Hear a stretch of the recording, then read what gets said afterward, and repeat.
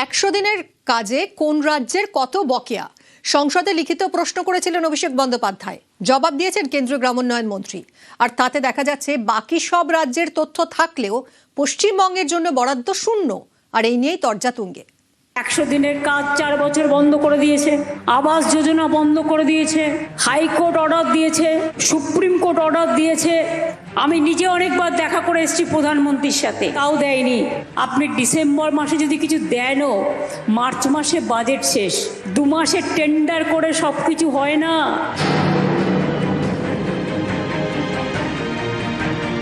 100 দিনের কাজ গরিবের আয়ের বড় ভরসা।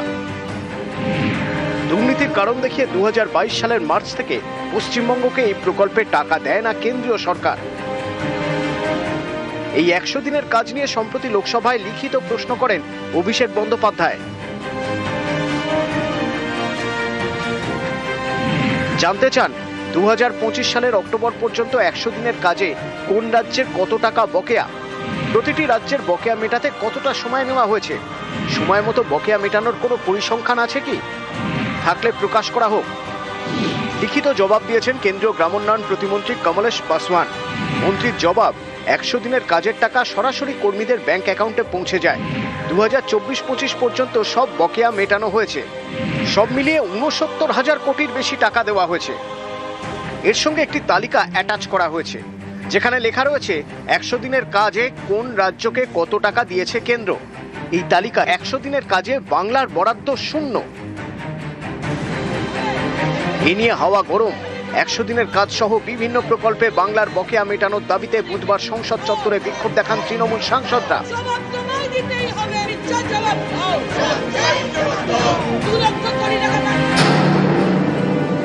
আমাদের দলের পক্ষ থেকে আমাদের অল ইন্ডিয়া জেনারেল সেক্রেটারি 2 বছর আগে এই বাংলার বকেয়ার প্রশ্নে এবং আমরা যেসব প্রশ্ন তুলে থাকি এবং ওরা যে অসত্য ভাষণ করছেন তার প্রসঙ্গে শ্বেতপত্র প্রকাশের দাবি করেছিলেন। সেই শ্বেতপত্র ওরা 2 বছর ধরে প্রকাশ করেননি। তাই আমরা আজকে হাতে সাদা কাগজ নিয়ে শ্বেতপত্র নিয়ে এই শ্বেতপত্র প্রকাশের দাবিতে এখানে অবস্থান করেছি, ধর্ণা দিয়েছি। প্রান্তিক মানুষের যে সম্পদ তৃণমূল কংগ্রেস তাদের প্রাতিষ্ঠানিক লুটের মধ্যে দিয়ে নিয়ে গেছে, তার থেকে তৃণমূল কোনোদিন বেরিয়ে আসতে পারবে না।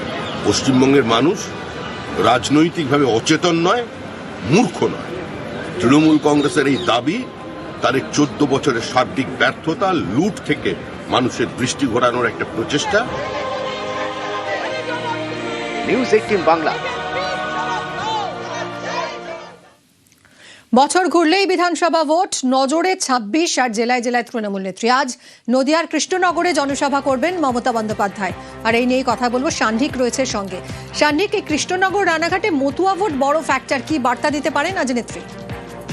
দেখো, একদিকে যখন আগামী বছর নির্বাচন রয়েছে, তার পাশাপাশি অবশ্যই এই মুহূর্তে রাজনৈতিকভাবে অত্যন্ত গুরুত্বপূর্ণ এসআইআর, এবং সেই পরিপ্রেক্ষিতে আমরা যে ছবি দেখতে পাচ্ছি, তৃণমূল কংগ্রেস সুপ্রিমো মমতা বন্দ্যোপাধ্যায় তিনি বিভিন্ন সীমান্তবর্তী জেলাগুলোতে যাচ্ছেন এবং মানুষকে এসআইআর নিয়ে আতঙ্কিত যাতে তারা না হন, সেই বার্তা বারংবার সেই সমস্ত মঞ্চ থেকে আমরা তাকে দিতে দেখেছি। কখনো উত্তর 24 পরগনা, মালদা, মুর্শিদাবাদ, আবার কখনো কোচবিহার, বিভিন্ন জেলাতেই আমরা এই ছবি দেখেছি। আজকে কৃষ্ণনগর থেকে নদিয়া জেলার মানুষের উদ্দেশ্যে তিনি কি বার্তা দেন, সেই দিকেই প্রত্যেকের নজর রয়েছে।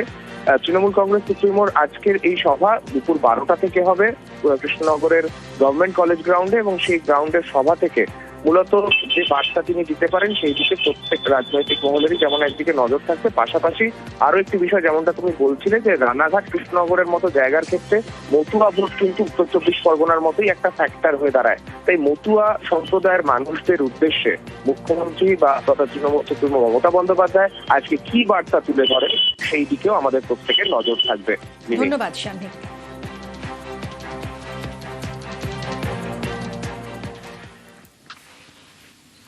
মতুয়া ভোট ব্যাংক নিয়ে পদ্ম শিবিরের উদ্বেগ আরও বেড়ে গেল, কারণ সুপ্রিম কোর্ট জানিয়ে দিয়েছে আগের নাগরিকত্ব পেতে হবে, ভারতের নাগরিক হলে তবে ভোট। আর এই নিয়ে রাজনৈতিক তরজা তুঙ্গে। এই কার্ডটা কারা কারা কিনেছেন হাত তুলুন তো 100 টাকা করে। এখানে তো আপনি বাংলাদেশের নাগরিক লিখে দিচ্ছেন, আর লিখে দিচ্ছেন 2002 ম্যাপিং করছেন এসআইআর এ, আর লিখে সার্টিফিকেটটা দিচ্ছেন 2025 সালে। তার মানে আপনাদের প্রমাণ করে দিচ্ছে যে আপনারা বাংলাদেশ, আপনাদের চিট করছে, প্রতারিত করছে। পশ্চিমবঙ্গের বেশ কিছু আসনে মতুয়ারা বড় ফ্যাক্টর। রাজ্যে এসআইআর চালুর পর থেকে তাদের অনেকেই উদ্বেগে। এ নিয়ে সুপ্রিম কোর্টের দ্বারস্থ হয় উত্তর 24 পরগনার একটি বেসরকারি সংগঠন। তারা আর্জি জানায় দ্রুত নাগরিকত্বের বিষয়ে স্বরাষ্ট্র মন্ত্রককে সিদ্ধান্ত নিতে বলুক সুপ্রিম কোর্ট। যারা নাগরিকত্বের আবেদন করেছেন তাদের নাম আপাতত এসআইআর পরবর্তী ভোটার তালিকায় তোলা হোক। এই মামলার শুনানিতে মঙ্গলবার সুপ্রিম কোর্টের প্রধান বিচারপতি সূর্যকান্ত এবং বিচারপতি জয়মাল্য বাগচির বেঞ্চ বলে, আগে নাগরিকত্ব পেতে হবে, তারপরেই ভোটারের মর্যাদা মিলবে। সিএতে নাগরিকত্ব চাওয়ার অধিকার আছে ঠিকই, কিন্তু প্রতিটি আবেদন খতিয়ে দেখে নাগরিকত্ব নির্ধারণ করবে কেন্দ্রীয় সরকার। নাগরিকত্ব নির্ধারণের আগেই ভোটার তালিকায় অস্থায়ীভাবে নাম তোলার কথা সুপ্রিম কোর্ট কিভাবে বলবে? অনেকেই মনে করছেন এতে আরো প্যাঁচে পড়ে গেল বিজেপি।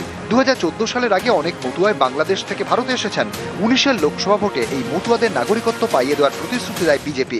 তাদের বড় অংশের ভোট নিজেদের ঝুলিতে ভরে। 21-এও মতুয়াদের অনেকেরই সমর্থন পায় বিজেপি। এবার সামনে 26-এর বিধানসভা ভোট, তার আগে চলছে এসআইআর।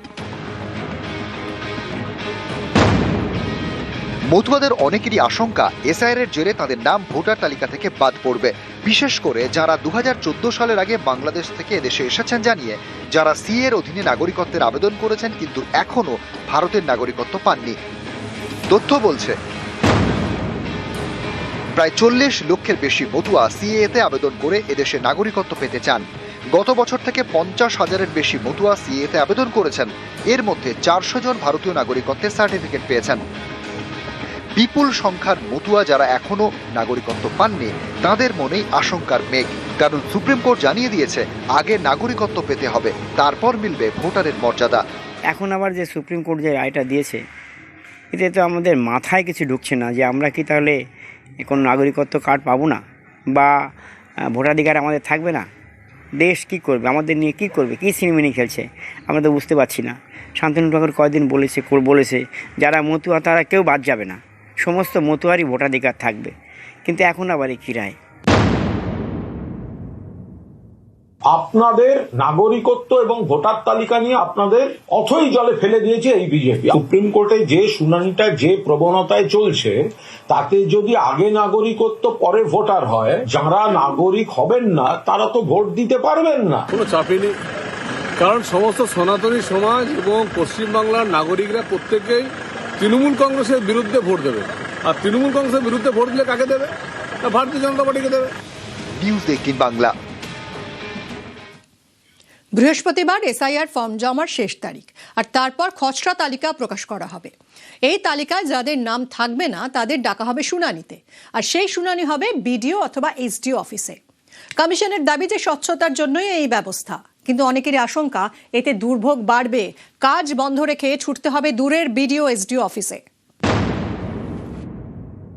অসুবিধা বলতে ধরুন আমরা মধ্যবিত্ত মানুষ, আমরা ডেলি আনি ডেলি খাই। সেখানে যদি একদিন কাজ কামাই করে যদি আমাকে বাঁকুড়া টাউনে আসতে হয় তাহলে বড় সড়ো প্রবলেমে পড়ে যাবে। নচেত আমাদের স্কুল মেলা আছে, প্রাইমারি স্কুল কিংবা পঞ্চায়েতে যে যদি করে, যেমন আমাদের এসে আজ যেমন করছিল এসে পরে বাড়িতে এসেছে, এরকম করলে আমাদের খুব ভালো হয় আর কি।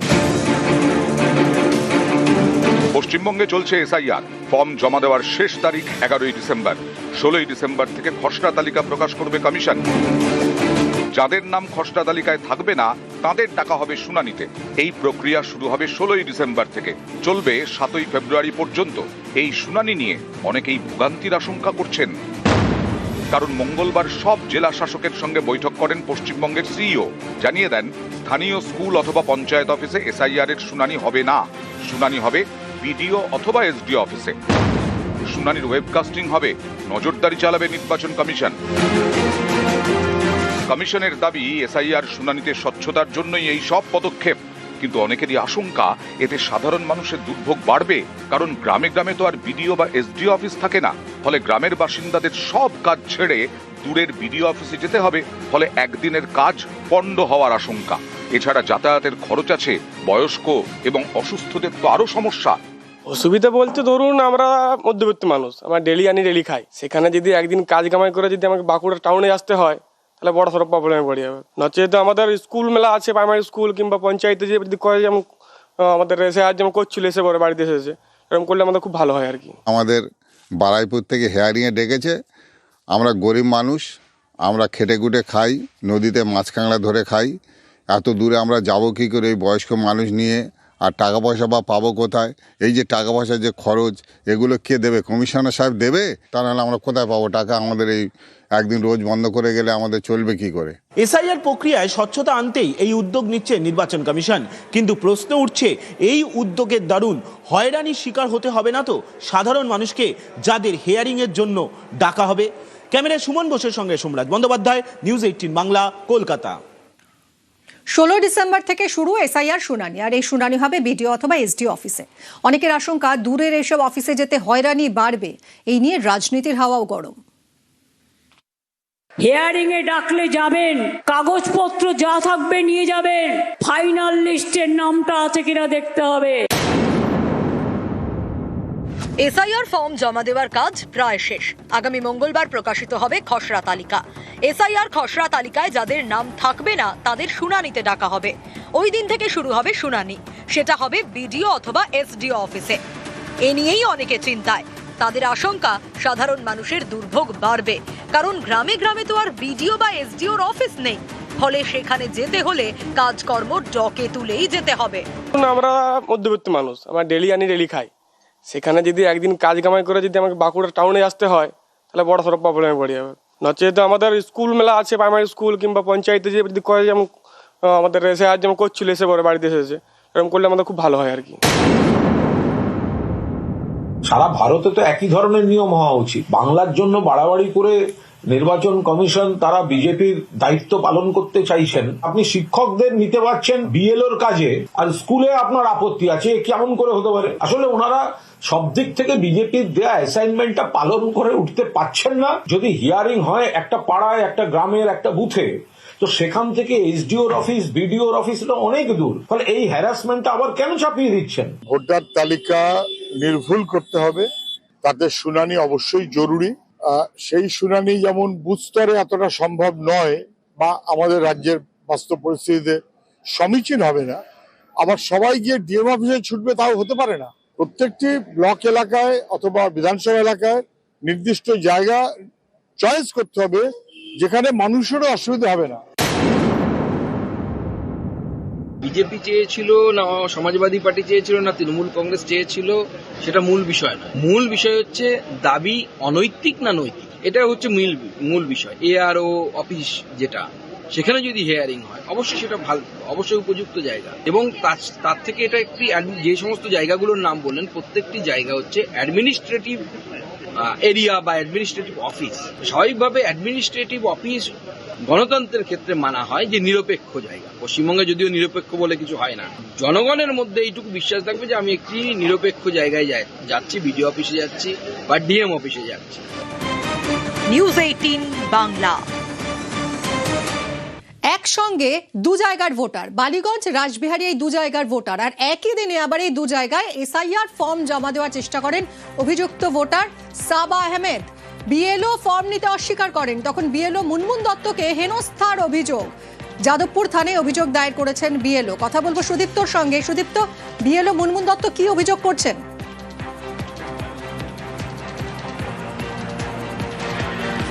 দেখো মিমি, যেমনটা অভিযোগ করছেন বিএলও মুনমুন দত্ত, তিনি 259 নম্বর পার্টের রাসবিহারী বিধানসভার একজন বিএলও, যিনি সাউথ সিটির দিকটাকে কাজ করছেন। তিনি অভিযোগ করছেন যে একজন ভোটার, তার নাম সাবা আহমেদ, চারজন ভোটার রয়েছে, যার বালিগঞ্জ বিধানসভা এবং রাসবিহারী বিধানসভা দুটোতেই কিন্তু এনুমারেশন ফর্ম তিনি জমা দিয়েছেন একই দিনে দু জায়গাতে। এবং তারপরে পরবর্তী ক্ষেত্রে প্রথমে বালিগঞ্জে এবং পরবর্তী ক্ষেত্রে সাউথ সিটিতে জমা দেওয়ার কথা বলা হলে তার ভোটার কার্ডের এপিক নম্বর ধরে যখন সার্চ করা হয় বিএলও অ্যাপে, তখন ধরা পড়ে যান যে তিনি অলরেডি বালিগঞ্জে কিন্তু ফর্ম জমা করেছিলেন। এবং তারপরে যে অভিযোগ ওঠে যে এই বিএলওকে অর্থাৎ মুনমুন দত্তকে অকথ্য ভাষায় গালিগালাজ করেছেন এবং তার সঙ্গে দুর্ব্যবহার করেছেন। এবং তারই পরিপ্রেক্ষিতে গতকাল ঠিক রাত্রিবেলা এই বিএলও মুনমুন দত্ত তিনি কিন্তু অভিযোগ দায়ের করেছেন এবং সাবা আহমেদ তার সঙ্গে যে দুর্ব্যবহার করেছেন তা জানিয়েছেন পুলিশকে এবং এটি জিডি করা হয়েছে যাদবপুর থানায়। মিমি, ধন্যবাদ। উনি সাউথ সিটি 259 পার্টের ভোটার, ডকুমেন্ট শো করতে গিয়ে তখন ভীষণ মিসবিহেভ করেন, ফর্মাল ডকুমেন্টস দিতে চাইছিলেন না, বাজে ব্যবহার করছিলেন। তারপর আবার দেখা যায় যে উনি অন্য আরেক জায়গাতেও অ্যাপ্লাই করেন। লিখিত অভিযোগ জমা দিয়েছেন কি? লিখিত সমস্ত দেওয়া হয়েছে। একই দিনে 2 জায়গায় ফর্ম ফিল আপ করা হয়েছে, একটা 161 বালিগঞ্জ আর একটা রাসবিহারতে। এখন ম্যাপিং করার সময় দেখা যাচ্ছে ওই বালিগঞ্জেও মানে ফিল আপ করেছে। মুনমুন দত্তকে কি বলা হলো? ফোন করে নোংরা ভাষা ওয়ার্ড করে, সেই ওয়ার্ডগুলো আমি উচ্চারণ করা সম্ভব না। আমি কি এখন অভিযোগ জানালে? হ্যাঁ, অভিযোগ জানালাম। 2 জায়গায় নাম আছে, একজন লোক 2 জায়গায় নাম ফিল আপ করতে পারে না, আইন বর্বিত কাজ করেছে। দুটো ফর্ম একসঙ্গে জমা দিল কেমন? ও ওখানে গিয়ে জমা দিচ্ছে ওই বিএলওর কাছে, ওই একইভাবে অ্যাকিউজ করা আছে ওই বিএলওকে। Voter card? হ্যাঁ, ভোটার কার্ড, নাহলে ফর্ম এসআইয়ের ফর্ম বেরোবে কি? এবং নাম্বার কি আলাদা না একই? আলাদা নাম, আলাদা ডিফারেন্ট নাম্বার। শুধু ফর্ম জমা করতে গিয়েছিলাম প্রথম দিন ওনার কাছে, আজকে 10-12 দিন আগে। वो अपना पावर दिखा रहा था गलत जगह। আপনি বালিগঞ্জেও ফর্ম দিচ্ছেন, আপনি সাউথ সিটিতেও ফর্ম দিচ্ছেন, আপনার 2 জায়গার ভোটার কার্ড, এবং সেটা অনুচিত তাই বলছেন বিএলও, অভিযোগ। আর এবং আপনি ওনাকে গালিগালাজ করেছেন বলছে। बोलते रहो, गाली सुना काज করেছে নাকি? दूसरे जगह का बीएल ऑफिसर लोग जो है घर में फोन कर के सबसे पेपर मांग रहा है। দিদি আপনার কমপ্লেনটা কি আছে যদি একটু আমাকে বলেন? কমপ্লেন আছে কি ওরা হ্যারাস করছে, আমার কাগজটা নিল না তো। মানে আপনি ঠিক কি চেয়েছিলেন? যদি সাউথ সিটিতে হয়ে যেত তাহলে বালিগঞ্জে আপনি দিতেন? ऑब्वियसली यार, मेरा हो जैसा जहां का मेरा चल रहा वहीं का रहना चाहिए ना। जहां का चल रहा मेरा चलता रहता है। अभी भी हमको मन में सोचा कि जो नहीं कर रहा छोड़ो, बनवा लेते, बाद में एड्रेस चेंज कर देंगे। বাংলাদেশ থেকে বাড়ি ফিরলেন কাকদ্বীপের 47 জন মৎস্যজীবী প্রায় 4 মাস পর। অভিযোগ, বাংলাদেশে তাদের উপর অত্যাচার চালানো হয়, মারধর করা হয়। এপারে কিন্তু অন্য ছবি। এদেশে আটক হওয়া বাংলাদেশি মৎস্যজীবীরা জানিয়েছেন তারা এখানে ভালোই ছিলেন।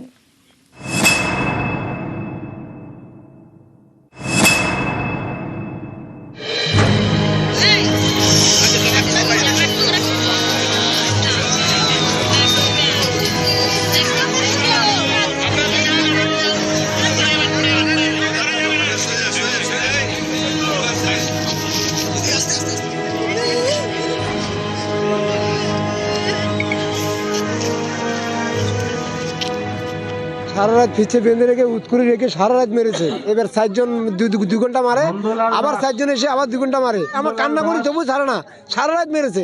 আমরা ভাবছি যে আমরা আর মনে ফিরতে পারবো না, বা আজকেই মনে মেরে ফেলবে। আজকে ফিরে একটু আনন্দ লাগছে।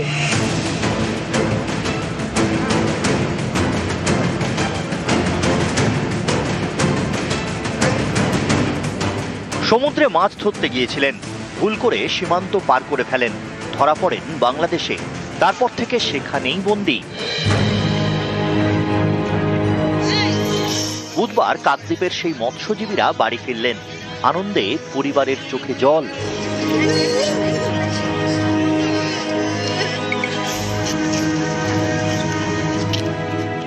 আমাদের কষ্ট খুব দিন গেছে, ছোট ছোট বাচ্চা নেই, খুব কষ্টই ছিলাম। না পারলাম টিউশনের খরচা দিতে, না পারলাম কারেন্টের বিল দিতে। হ্যাঁ, একটু সাহস পেয়েছি। মাস 4 আগে বঙ্গোপসাগরে মাছ ধরতে গিয়েছিলেন 3টি ট্রলারে 48 জন। অভিযোগ, আন্তর্জাতিক জল সীমান্ত পার করে ফেলে এফবি পারমিতা, এফবি ঝড় 2 এবং এফবি মঙ্গলচণ্ডী। 3টি ট্রলারকেই আটক করে বাংলাদেশ কোস্টগার্ড। তারপর দিনের পর দিন মৎস্যজীবীর উপর অত্যাচার করা হয় বলে অভিযোগ। 48 জনকে আটক করে মংলা পোর্ট জেলে রাখা হয়। সেখানে স্ট্রোকে মৃত্যু হয় একজনের। সারা রাত পিছে বেঁধে রেখে উৎকুরি রেখে সারা রাত মেরেছে। এবার 4 জন 2 ঘন্টা মারে, আবার 4 জন এসে আবার 2 ঘন্টা মারে। আমরা কান্না করি তবু ছাড়ে না, সারা রাত মেরেছে। আমরা ভাবছি যে আমরা আর মনে ফিরতে পারবো না, বা আজকেই মনে মেরে ফেলবে। আজকে ফিরে একটু আনন্দ লাগছে। ইঞ্জিনটা বিকল হয়ে গেছিল, আমরা ভাসছিলাম, আর একটা ট্রলারকে তাড়াচ্ছিল এবং তাকে ধরতে পারেনি। ওদের রাগটা আমাদের উপরে মিটিয়েছে, পিছনে হাত পোঁচা করে বেঁধে পা বেঁধে ডেগের মধ্যে শুকরি রেখেছিল, মারধর করেছিল। বাংলাদেশে আটকে রেখে ভারতীয় মৎস্যজীবীদের অত্যাচারের অভিযোগ। এদেশে অন্য ছবি। মাস 3 আগে বাংলাদেশের 32 জন মৎস্যজীবীকে এদেশে আটক করা হয়। আন্তর্জাতিক জল সীমান্ত পার করার জন্য আটক করে উপকূলরক্ষী বাহিনী। সোমবার তাদের বাংলাদেশে ফিরিয়ে দেওয়া হয়। বাংলাদেশি মৎস্যজীবীদের বক্তব্য, এদেশে তারা ভালোই ছিলেন। এখানে আমরা ভালোই ছিলাম, কোনো সমস্যা হয় না আমাদের। খাওয়া দাওয়া থাকা কোনো কিছু সমস্যা নেই না, কোনো সমস্যা হয় না। 3 মাস পর বাড়ি ফিরছেন, কেমন লাগছে বলুন? ভালোই লাগছে।